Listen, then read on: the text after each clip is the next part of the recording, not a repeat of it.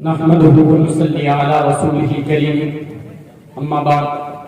اعوذ بالله من الشيطان الرجيم بسم الله الرحمن الرحیم الم یجدک یتیما فآوی. محترم حضرات، سامعین اکرام اور قابل قدر شخصیات، میں آج آپ حضرات کے سامنے اس جلیل القدر عظیم المرتبت رفیع الشان ہستی کے تذکرے کی سعادت حاصل کر رہا ہوں، جن کی حیات اور زندگی کا ایک ایک لمحہ سورج کی طرح صاف اور شفاف تھا، جن کی اگر ایک طرف جوانی کی زندگی عدل و انصاف، عفت و پاک بازی، عدل و انصاف سے لبریز تھی، تو دوسری طرف ان کی ایام طفولیت اور بچپن کی زندگی بھی پھولوں کی طرح بیدار، حسین اور دلکش تھی،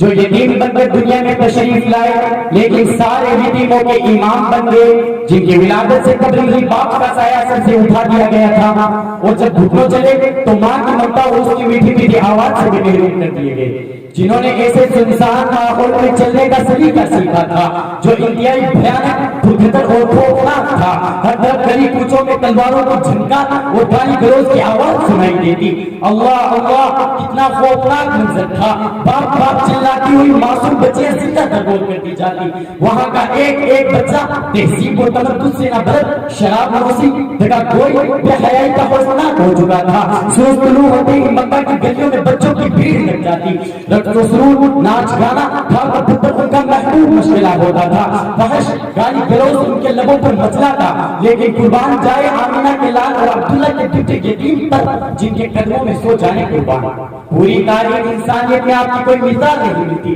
اور ملے بھی کیسے؟ قدرت نے آپ کا ثانی کسی کو پیدا ہی نہیں کیا، بلکہ پیدا ہونے کے بعد وہ سانچہ ہی توڑ دیا گیا کہ کسی کو ثانیت کا شبہ نہ ہو سکے۔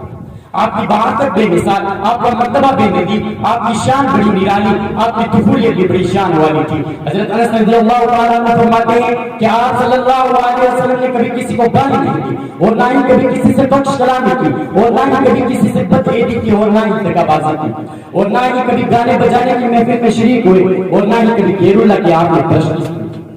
زمانہ جاہلیت کے اس پرمعصیت گندے ماحول میں آپ کا لڑکپن اتنا صاف اور شفاف تھا کہ دور طفولیت میں ہر طرف آپ کے عدل و انصاف، تقویٰ و طہارت کی چرچے ہونے لگے تھے۔ مکہ کی گلیوں میں آپ کی صداقت و امانت، عفت و طہارت کا شور تھا۔ خاندان قریش میں کوئی ذبح کرتا، آمینہ کا لال کتنا نیک اور بھولا بھالا ہے، لا تو اس سے کی قسم، ایسا نیک اور پاکیزہ بچہ نہ تو میری آنکھوں نے دیکھا ہے، نہ میرے کانوں نے سنا ہے۔ تو کوئی کہتا عبداللہ کا بچے یتیم وعدے کا کتنا سچا ہے، زمین بن سکتی ہے، آسمان ٹوٹ سکتا ہے، مگر عبداللہ کا لاڈلا اپنے وعدے کے تکمیل سے باز نہیں۔